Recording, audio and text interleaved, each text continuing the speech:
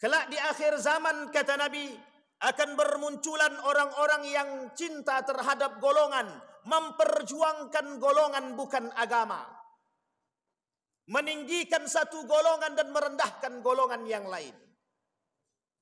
Bahkan dalam riwayat yang lain dikatakan, Syekh Ramadan Al-Buti menyebutnya, salah satu penyebab kehancuran umat muslim kelak di akhir zaman, yang menyebabkan terjadinya perpecahan di antara sesama muslim, timbulnya karakter dan sifat fanatik dalam diri seseorang.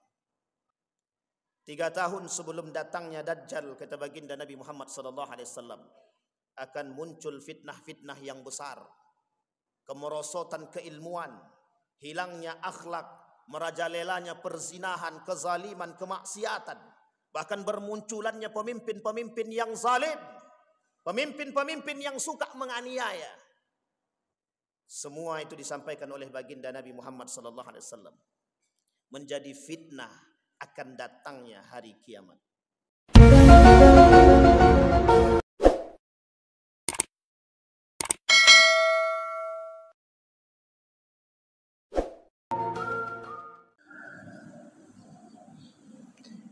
Alhamdulillahilladzi arsala rasulahu bil huda wa dinil haqq liyudhhirahu 'alad dini kullih wa kafa billahi shahida. Ashhadu an la ilaha illallah wahdahu la syarika lah wa ashhadu anna Muhammadan 'abduhu wa rasuluh la nabiyya ba'd. Allahumma salli wa sallim wa barik ala hadzal nabiyil karim. Allahumma salli ala Muhammad wa ala ali Muhammad fil alamin innaka Hamidum Majid. Ittaqullaha haqqa tuqatih wa la tamutunna illa wa antum muslimun. Innallaha wa malaikatahu yusalluna 'alan nabi. Ya ayyuhalladzina amanu sallu 'alaihi wa sallimu taslima. وقال الله تعالى يا أيها الناس اتقوا ربكم الذي خلقكم من نفس واحدة وخلق منها زوجها وبث منهما رجالا كثيرا ونساء واتقوا الله الذي تساءلون به والأرحام إن الله كان عليكم رقيبا. وقال الله تعالى يا أيها الذين آمنوا اتقوا الله وقولوا قولا سديدا يصلح لكم أعمالكم ويغفر لكم ذنوبكم ومن يطع الله ورسوله فقد فاز فوزا عظيما. وقال النبي صلى الله عليه وسلم 6 أشياء تحبط الأعمال: الاشتغال بعيوب الخلق، قسوة القلب، وحب الدنيا، وقلة الحياء، وطول الآمال، وظلم لا ينتهي. صدق الله. Puji syukur kehadirat Allah atas limpahan rahmat dengan mengucapkan alhamdulillahirabbil alamin. Berselawat kepada Nabi dengan mengucapkan Allahumma salli ala Muhammad wa ala ali Muhammad fil alamin innaka Hamidum Majid. Ma'asyiral muslimin rahimakumullah. Baginda Nabi Muhammad sallallahu alaihi wasallam menyampaikan dalam satu hadis, ada 6 perkara yang akan merusak amal perbuatan atau amal ibadah manusia, yang pada hakikatnya amal ibadah tersebut habitat a'maluhum. Allah tak mau terima amal ibadah mereka, atau Allah hapus amal ibadah mereka. Di dalam poin ini Allah mengatakan di dalam Al-Quran, perbuatan yang paling tercela di hadapan Allah, yang tidak bakal pernah Allah terima di dalam Al-Quran amal ibadah seseorang ketika mereka melakukan perbuatan syirik kepada Allah. Tetapi itu masuk dalam kategori hablum minallah. Bagaimana mereka bisa menyekutukan Allah sehingga perbuatan mereka tidak Allah terima? Ada perbuatan yang lain yang tidak Allah terima dari amal ibadah mereka ketika mereka berhubungan dengan manusia. Hablum minan nas, yang menjadi penggerak akan penguat daripada keimanan dia, yang menjadi penguat akan hablum minallahnya. Ketika seseorang hablum minallahnya kuat tapi hablum minan nas dia tidak kuat, Maka bisa kita katakan banyak orang yang tersandung karena rajin beribadah, tapi mereka tersandung tidak bisa masuk ke dalam surga. Mereka tersandung ketika amal ibadah mereka dihapus oleh Allah karena 6 perkara, kata baginda Nabi Muhammad sallallahu alaihi wasallam. Ma'asyiral muslimin rahimakumullah. Poin yang pertama yang dikatakan oleh baginda Nabi Muhammad sallallahu alaihi wasallam dalam hadisnya tentang perbuatan yang tidak diterima oleh Allah. Yang pertama, al-istighalu bi'uyubil khalqi. Orang yang suka mengorek-ngorek informasi tentang orang lain, yang informasi tersebut bukanlah kebaikan daripada orang lain, melainkan daripada aibnya. Hobi. Hari ini manusia hobi mencari aib orang lain untuk disebarkan dengan tujuan untuk menghancurkan, dengan tujuan untuk menganggap diri dia lebih baik daripada yang lain, dengan tujuan untuk merendahkan, dengan tujuan untuk meremehkan. Berusaha sekuat tenaga mencari aib orang lain. Tuba liman sagalahu aibuhu, kata Nabi. Beruntunglah mereka yang sedang disibukkan akan aib diri dia sendiri, sehingga tertutup matanya untuk melihat aib orang lain. Hari ini dengan tambahan media, perang besar-besaran melalui media yang dihadapi umat muslim hari ini. Dari media tersebut kita perang akan aib, kita perang akan kekurangan, bukan perang kelebihan. Setiap satu dengan yang lain saling menyerang kekurangan yang lain. Setiap satu golongan dengan golongan yang lain berusaha mencari kelemahan yang lain, sehingga saling serang menyerang. Maka bergembiralah kaum Yahudi dan Nasrani atas perbuatan umat muslim hari ini. Tanpa mereka sadari betapa perbuatan mereka sungguh sangat tercela. Syibabul muslimin fusuq wa qitaluhu kufrun. Mereka tak paham dengan kalimat tersebut. Mencela seorang muslim fasik, membunuhnya kafir. Tapi mengapa hari ini umat muslim begitu sering dan senang untuk menyebarkan aib satu dengan yang lainnya? Momen dan event-event tertentu hari ini menjadi poin penting bagi mereka untuk merendahkan dan menjatuhkan setiap golongan, sehingga mereka menganggap diri mereka lebih baik daripada yang lain. Pada poin yang kedua disampaikan oleh baginda Nabi Muhammad sallallahu alaihi wasallam, orang-orang yang memiliki di dalam hatinya qaswatul qalbi, hati yang tertutup, hati yang mati, hati yang keras, tidak mau menerima kebaikan dan kebenaran dari yang lain, menganggap diri paling benar di hadapan Allah, sehingga mengucilkan orang lain. Salah satu karakteristik yang nampak dari orang-orang yang pemilik qaswatul qalbi di dalam hatinya, akan tumbuh satu sifat yang disebut dengan fanatisme. Profesor Dr. Wahbah Zuhaili mengatakan dalam satu kitabnya, penyakit yang paling berbahaya di antara penyakit-penyakit yang lain adalah fanatisme. Fanatisme berbagai macam. Fanatik terhadap golongan, fanatik terhadap kelompok, menganggap diri paling benar, sehingga hati tak lagi mau menerima kebenaran dari kelompok yang lain. Kata Nabi dalam riwayat yang lain, yang derajat hadis ini hasan, oleh Imam Syekh Mutawalli Sya'rawi, oleh Ibn Al-Qayyim Al-Jauziyah, oleh Sunan Ibnu Majah dalam kitabnya Sunan Ibnu Majah dalam bab Al-Fitan. Beliau mengatakan, kelak di akhir zaman, kata Nabi, akan bermunculan orang-orang yang cinta terhadap golongan, memperjuangkan golongan bukan agama, meninggikan satu golongan dan merendahkan golongan yang lain. Bahkan dalam riwayat yang lain dikatakan, Syekh Ramadan Al-Buti menyebutnya, Salah satu penyebab kehancuran umat muslim kelak di akhir zaman, yang menyebabkan terjadinya perpecahan di antara sesama muslim, timbulnya karakter dan sifat fanatik dalam diri seseorang. Nabi berkata dalam hadisnya, la taghlu fi dinikum, la taghlu fi dinikum. Bahkan Nabi mengatakan, janganlah kalian terlalu berlebihan dalam agama kalian. Yang dimaksud adalah orang-orang yang fanatik terhadap agama tanpa ilmu, orang-orang yang fanatik terhadap satu golongan tanpa ilmu. Yang terjadi adalah kesesatan dalam setiap langkah. Sehingga fanatisme terbagi dua.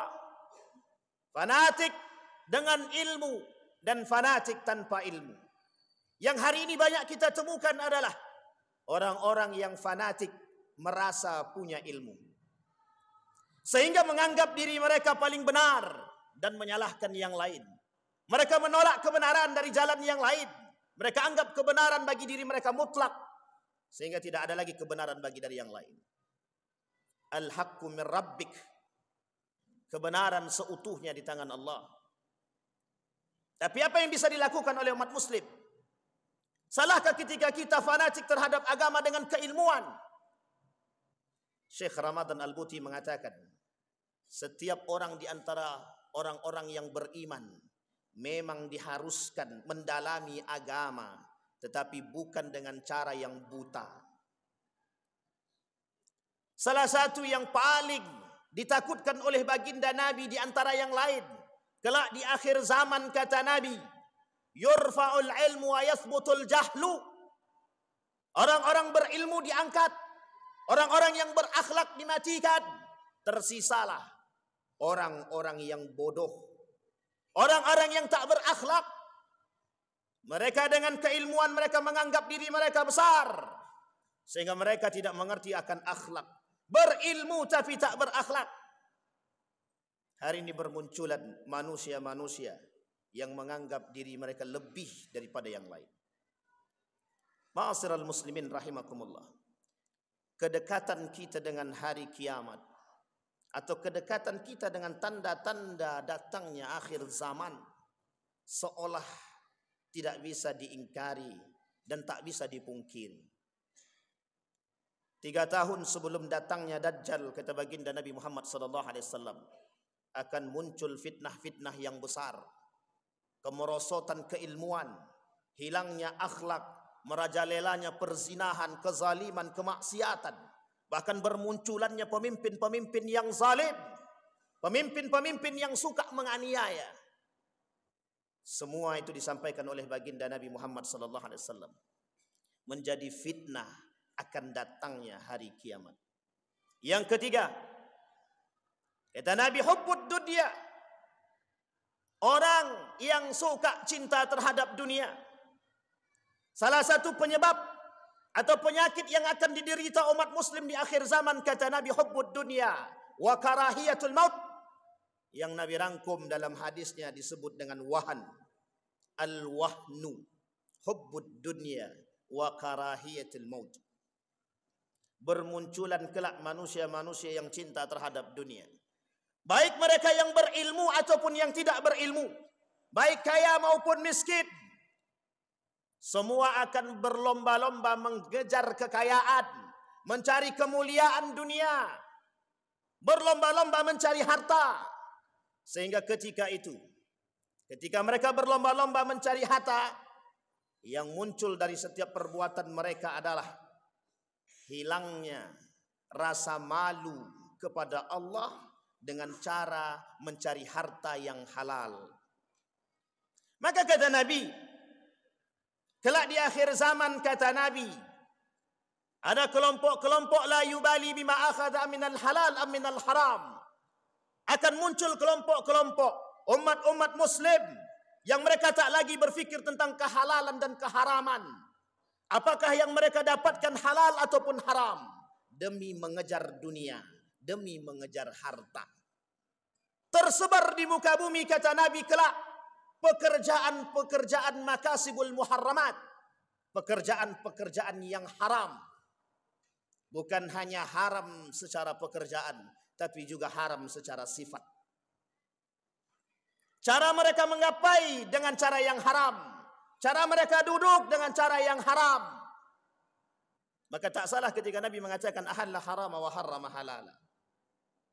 Disebabkan satu penyakit yang disebut dengan hubbud dunia, cinta terhadap dunia. Hari ini kita melihat banyak orang berlomba-lomba ingin mencari dunia dengan dalih untuk mengisi perut mereka. Bahkan disampaikan oleh Nabi dalam satu hadis, meskipun derajat hadis ini dhaif, tapi kata Nabi, kelak di akhir zaman kata Nabi, qiblatuhum butunuhum wa himmatuhum butunuhum, qiblatuhum nisa'uhum wa butunuhum himmatuhum. Kelak akan muncul kata Nabi golongan-golongan di antara umatku, di antara umat muslim. Kiblat mereka perempuan, tujuan hidup mereka adalah perut mereka. Bahkan kata Imam Al-Ghazali, kelak di akhir zaman kata Imam Al-Ghazali, kemuliaan itu bukan karena keimanan, kemuliaan itu akan karena harta yang mereka miliki. Siapa yang paling banyak hartanya, mereka lah yang mulia.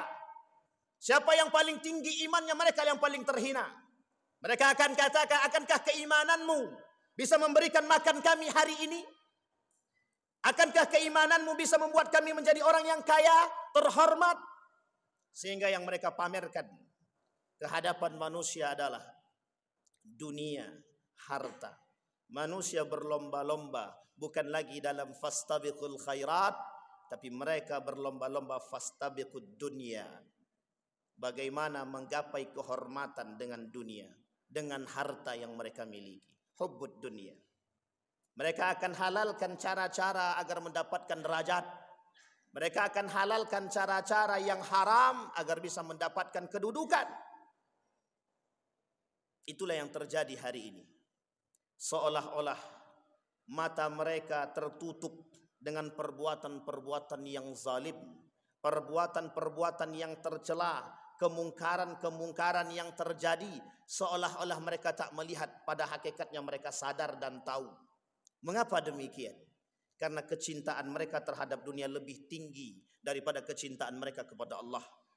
Kecintaan mereka terhadap dunia lebih tinggi ketimbang ketakutan mereka atas ancaman Allah. Sehingga tak salah ketika Allah mengatakan, orang-orang yang seperti ini, kata Allah, aku tak mau melihat mereka, aku tak mau mensucikan mereka, aku tak mau berbicara dengan mereka, kata Allah. Di dalam hadis qudsinya, bahkan bagi mereka azab yang sangat pedih, dan aku melaknat mereka, dan bagi mereka neraka jahanam. Ma'asyiral muslimin rahimakumullah. Kemudian yang keempat, disampaikan oleh baginda Nabi Muhammad sallallahu alaihi wasallam, qillatul haya, akan berkurang rasa malu dari diri setiap manusia.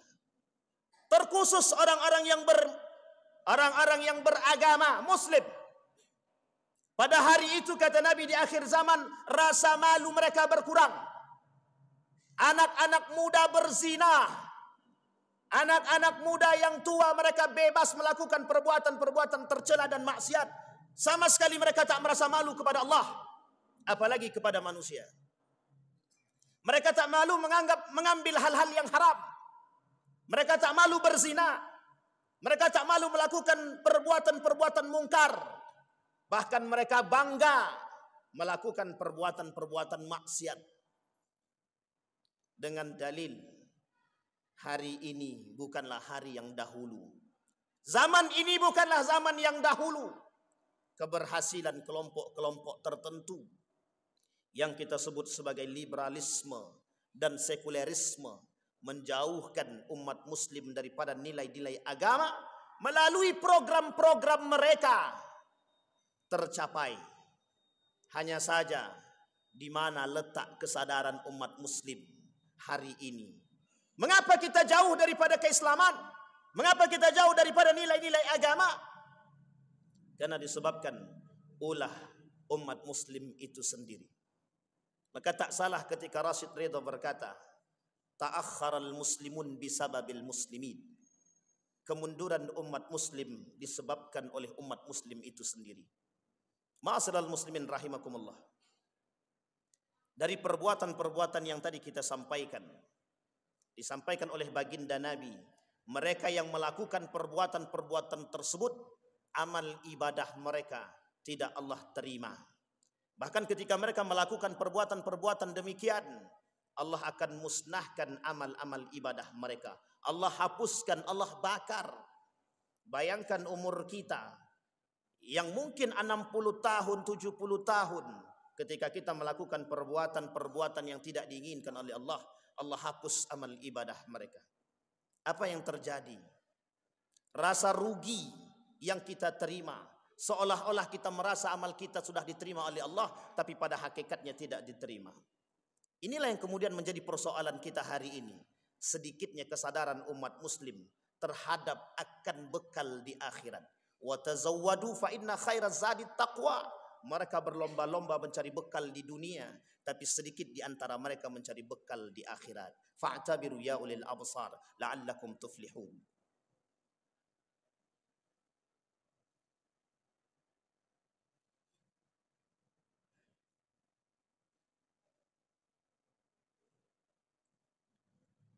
Alhamdulillah. Alhamdulillahilladzi hadana lihadza wa ma kunna linahtadiya laula an hadana Allah. Ashhadu an la ilaha illallah wahdahu la syarika lah wa ashhadu anna Muhammadan abduhu wa rasuluh la nabiyya ba'd. Allahumma salli wa sallim wa barik ala hadha an-nabiyil karim. Allahumma salli ala Muhammad wa ala ali Muhammad fil alamin innaka Hamidum Majid. Ittaqillaha haqqa tuqatih wa la tamutunna illa wa antum muslimun. Inna Allah wa malaikatahu yusalluna ala nabi. Ya ayyuhalladzina amanu sallu alaihi wa sallimu taslima. Allahumma ighfir lil muslimina wal muslimat wal mu'minina wal mu'minat birahmatika ya dzal jalali wal ikram. Allahumma a'idna ala dzikrika wa syukrika wa husna ibadatik. Allahumma asli akhlaqa syabab al muslimina wal muslimat birahmatika ya dzal jalali wal ikram. Allahumma ansur ikhwanana al mujahidin fi Palestin wa fi Gaza wa fi kulli makan. Allahumma dammiril yahud. Allahumma dammiril yahud. Allahumma ahlikil kafarata wal mubtadi'at wal musyrikin. A'da'aka a'da'ad din. Allahumma ij'alil Qur'anal 'azima rabi'a qulubina wa nura sudurina wa jilaa'a ahzanina wa dhihaba humumina wa ghumumina. Allahumma ij'alil Qur'ana hujjatan lana wa la hujjatan 'alaina. Rabbana atina fid dunya hasanah wa fil akhirati hasanah wa qina 'adzaban nar. Ibadallah, innallaha ya'muru bil 'adli